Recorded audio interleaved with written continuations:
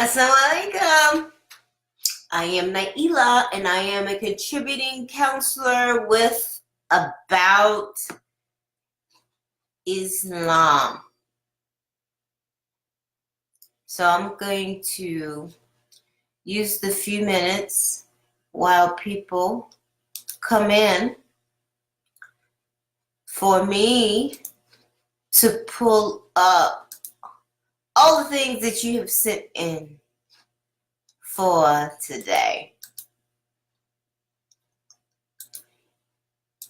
Okay, so if you're new here, of course I'll tell you what I love, what makes me feel good about being here and traveling the world. One, I already feel good about being here because, alhamdulillah, I'm here by the sake of Allah. But two, I like to know where people are. I like to find out where you are because I just feel like I can travel the world just through being here on About Islam.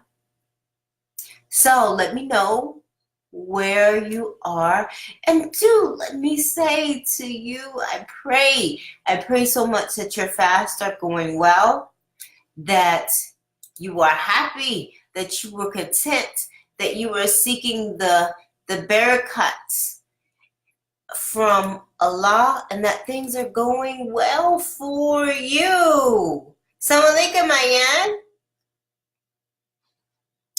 Happy to have you here with us today. Yes, as the notation lets you know, I want to reiterate that if you have a question, you can ask it here. If for whatever reason you prefer that it is confidential, you can put it in the message box, and I will try to be sure to get you an answer before the end of today. I love the hearts. I thank you so much. I'm going to first go through the questions that have already been given to us for today. First, I do want to talk about, it's Ramadan. I talk about relationships. And, first, as always, I believe that the relationship with yourself is so key. And, Ramadan is a beautiful time, and we get excited about it. We say, I need a Ramadan. This is going to be good for me. But Ramadan it's a struggle. And it's supposed to be. And let us be mindful of that for those of you who are struggling, where this is a hardship. Just know that Allah sees you, and to remain steadfast, and that is okay. Ramadan is not designed for this to be easy for you. It is designed for you to build up some strength, to build up some Islamic muscle, to see what you're made of. And there's something that we very often hear amongst the Muslims, particularly during this time, and that is the Ramadan Muslims. Have you heard the quote about the Ramadan Muslims? You know how full the masjid is during Ramadan, and then after Ramadan it goes right back to its regular attendance. Parking is so much easier. The ranks are not as full, but they are during Ramadan because people come out. And so one of the things that I want us to be mindful of in regard to relationships, the relationship with Allah and with the relationship with yourself, is that, to get rid of the mindset of the Ramadan Muslim. Because this Muslim, then maybe they don't come to the masjid for the rest of the year, but maybe they can pick up a habit during Ramadan, and they can say, you know what, I feel good about praying in the ranks, and they decide to continue. And we don't know if it's going to be this Ramadan or the next one or the one after that that's really going to give them the change of heart, and where Allah is going to soften their heart, and they are going to be the better Muslim. So the thought that, these people, they only show up during Ramadan or making the jokes about the Ramadan Muslims. I want us to look at it in a different way, that Allah has given us an opportunity to build a relationship with Him, to pick up habits that you don't normally pick up. You know, I know someone who is telling me how badly they felt because, and it was actually a husband and a wife, and one of the spouses felt badly because the spouse said to them, because they struggle with praying on time, and the spouse wanted to go to Tawbiyah prayer, and the other spouse said, why do you want to go to Tawbiyah prayer? You don't even pray your regular prayers on time, so why would you want to go to Tawbiyah prayer? And the person felt so bad and so belittled by it. And I gave them the response that I just shared with you. And that is, while this person may struggle with that, and while they still do need to make up their fard salat, the obligatory salat, that we don't know what standing in the ranks for Tawbiyah prayer is going to do for them. We don't know what blessing and what mercy Allah is going to bestow. So please, when we're having our relationships with other Muslims and with our spouses, let's be mindful of the mercy. All right, so that was definitely one thing that I wanted you to be able to take away today. So I'm going to go to the questions for today. They're kind of extensive, all right? So I'm going to try to be as clear with them as much as possible, inshallah. Okay, Assalamu alaikum. My question is related to a marriage proposal I received some time back. Actually, I received 2 or 3 proposals at the same time. And I did istikhara for one proposal that I was considering to be the best amongst the 3. In the initial phases, I did istikhara for it. I saw a dream which I saw myself and my mother both are very happy. And I know that dreams are not to be relied upon. They're not.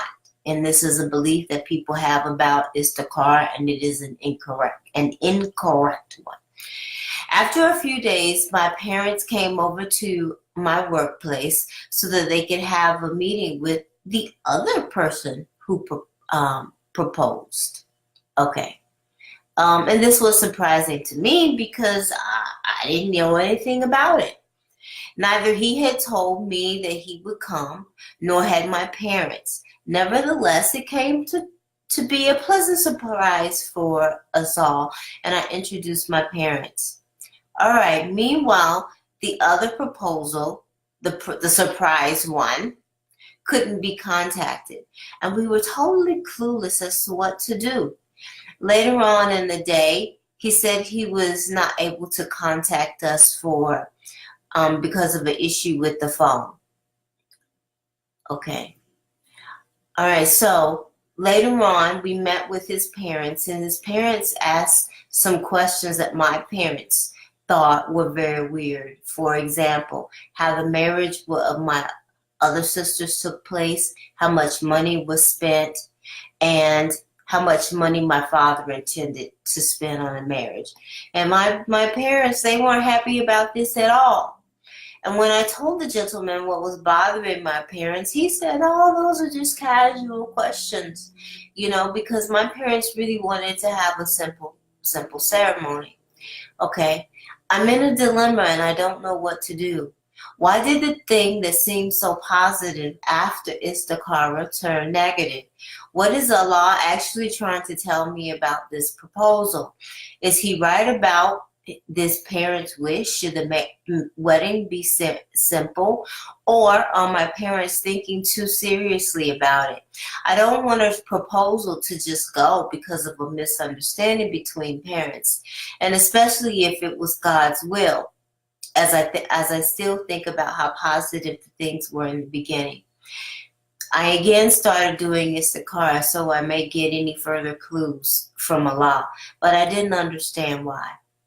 Okay, So first, let me say this. I am not an Islamic scholar, and istikhara is such a misunderstood dua. You know, we pray istikhara, and we look for these bells and these whistles and a dream to occur, or some type of sign or some type of number to happen. And that's not what istikhara is for at all. It is about seeking guidance from Allah. And the thing is that you have made a decision that you believe will be good for you. And the goal is for you to find out if this is good for me, then to let it happen for me. This is literally what you say in the prayer. And because nothing but dua, because Allah tells us that the only thing that will change His decree is dua. Nothing but dua is going to change His decree. And you give it to Allah and you leave it. If you believe that the initial proposal will be good for you, you know, if it is Allah's will that it's not going to happen, it's not going to happen. Period. And if this is something that you believe what you want, make dua for it and ask Allah to give it to you if it will be good for your deen and be good for your life. You know, but I want to go back to what you said. You said, I don't want to release a proposal just because of a misunderstanding. And I think that that's great insight.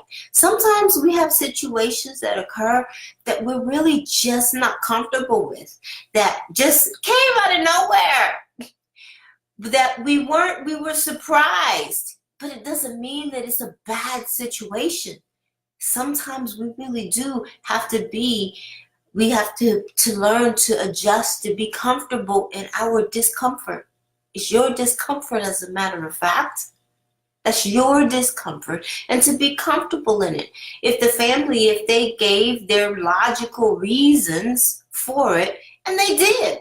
They gave the reasons for it, and their reason is because a simple wedding, a simple nikah is what's important to them. And they really wanted to be sure that they were lining up with someone who had that same value.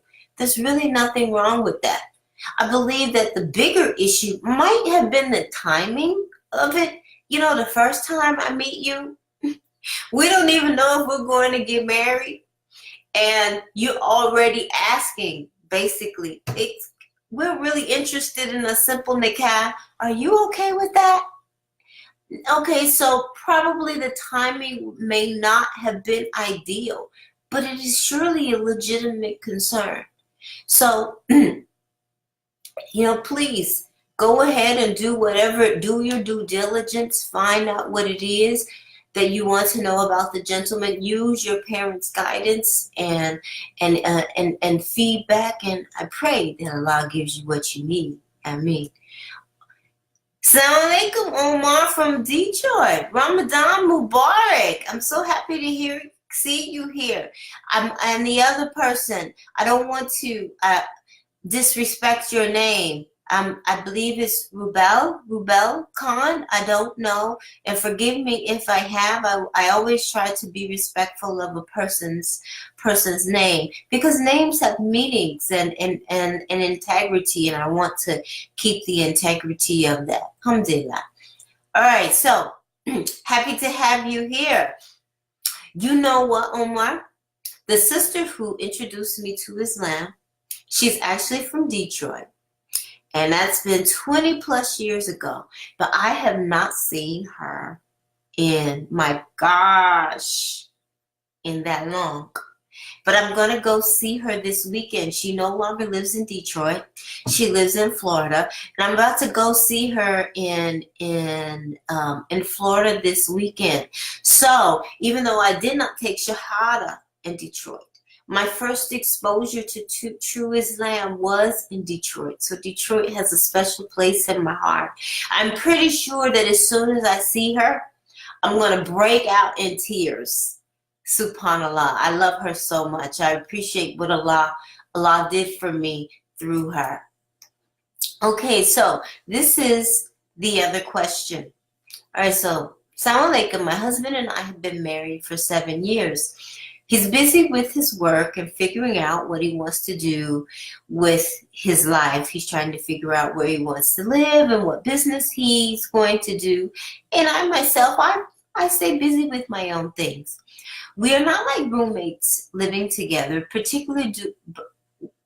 especially in Ramadan when we hardly see each other due to Tawweeh prayer, sleeping and working. And we ask how your day was, but we really cannot really get into conversation. And we've been like this for 2 years. And it started with moving to another country and him feeling like I don't respect or appreciate him. I feel like he's just busy with his stuff and doesn't have enough time or attention to care. And he doesn't try to have win-win solution. It's either his way or no way. I can do whatever I want, but he gets cold and rude. While I really don't do anything haram or something that should upset him, especially if this thing is related, to me. And I have my own money. We have 2 types of conversations, either a very surface one or a dispute. We travel, we try to be together, we try to have date night, doesn't work. We don't know what to talk about, or we fight, or I'm not talkative enough, or I'm not funny enough. I want to go to a marriage counselor. I think that'll be a good idea. I also try overlooking his cold behavior and be myself and give him what he wants. But nothing works for the long term, and I cannot be nice and cute when I just feel like I'm not getting anything from him. I really actually feel like I don't want to be bothered at all. And I actually currently feel I have a secret crush on someone else. I have not even met the guy, but I just suffer inside because I don't want to feel this way. Please help me. Should we divorce? Okay, so there's a couple of things here. And I pray that my words fall softly, because I didn't read everything here that's here in the question, because it pretty much just it came to be more complaints about, he said he would say this about me and I would say this about him, and then he would say this about me and I would say this about him. And I would say this to each of you. You know what? People get to be who they are. Rather than complaining about the other person and saying, oh, well, you're not talkative enough and he's not organized enough, you know what? You very well might be true. Maybe the person isn't talkative enough. Maybe you would like for them to talk more. Maybe you would like for him to be more organized. And mashallah, so what? It very well could be that Allah has connected you with someone that has given you a test in your personality and in your patience. Because the things that you have just described, and I'm going to go back to a couple, like he makes decisions that not only affect him, but us. He says, I'm not talkative enough. He feels like, what was it? He has problems with things you do in your free time.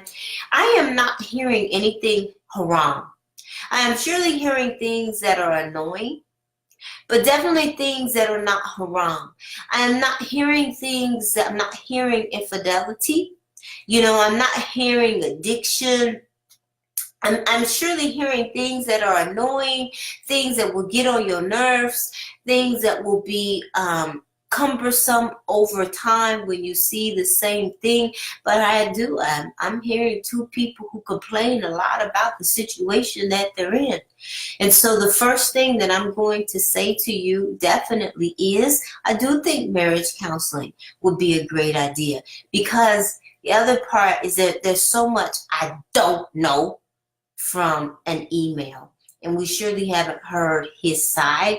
And as a counselor, one of the things that I do know is that people will come to counseling and they'll have a problem, and they'll focus in on that problem, but that's not their real issue. And they don't really even see their real issue because they focus on surface things, but there's something deeper there. And the counselor may be able to help you, inshallah, to pull that out, to pull out your deeper issue, because I do believe that the two of you at this point have probably built up some some resentment towards one another. And resentment in turn does create resistance. It creates people who feel like, oh, I'm not doing that. I'm not trying anymore. I'm tired. Resentment creates people who then begin to feel some fondness for someone outside of the marriage because you mentioned a secret crush, which is not okay. I would beg of you, please do not respond to this interest. Do not respond to this at all. Because that's definitely going to take you to a place that you don't need to be. And this is where resentment will take you. And this is what marriage counseling will do for you. Inshallah, he'll be willing to go. But in the meantime, until you set that up, until you go to someone, what can you do? What you can do is to look for the good. To look for the good. To look for ways that each of you can be more pleasing and more accommodating to the other person. To look for ways that you can compliment versus complain.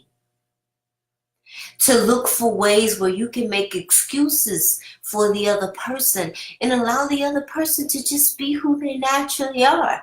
I don't know if y'all know this, but husbands and wives, they have personality traits and behaviors that will get on your nerves.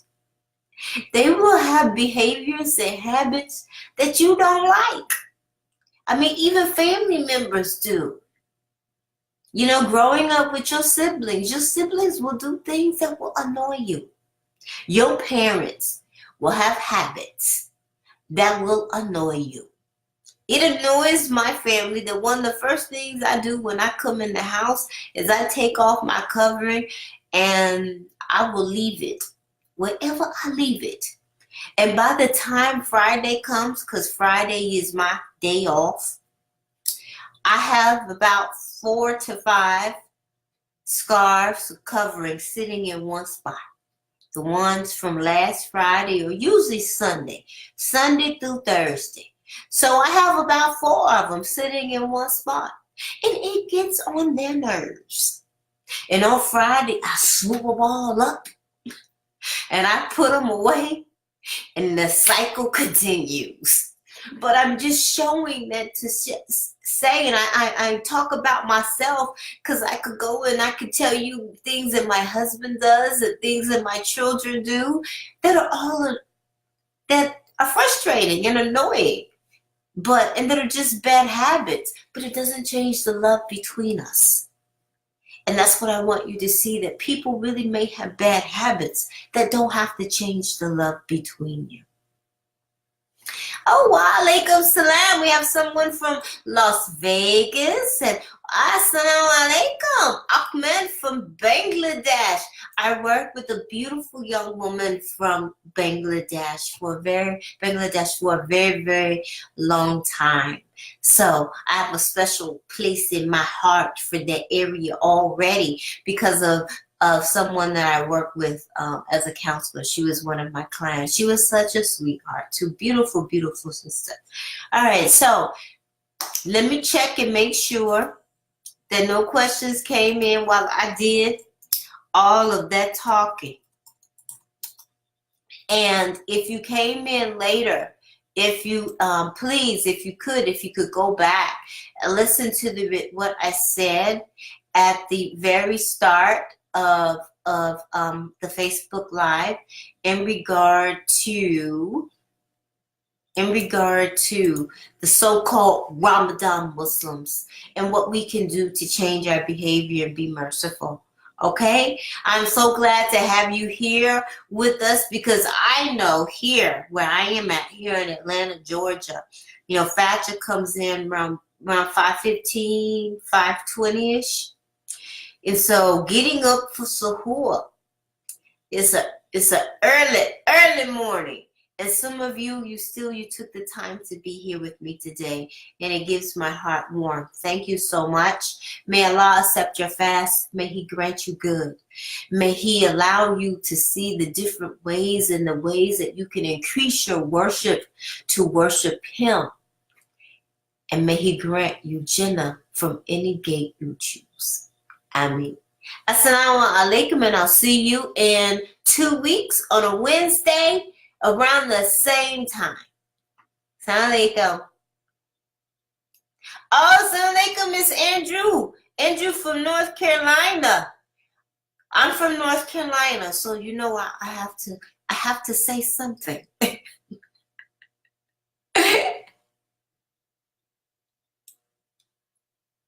Oh, you always watch About Islam? Alhamdulillah, please do. I've set my phone to the notification so that I know when the lives will come in. And so you do the same. If you haven't, all of you set your notifications to the for About Islam, so you'll know when they go live, so you can get your questions in right then. I'm so happy that you are regulars and that you are loyal. It makes me feel good. Okay, thank you so much. Assalamu alaikum.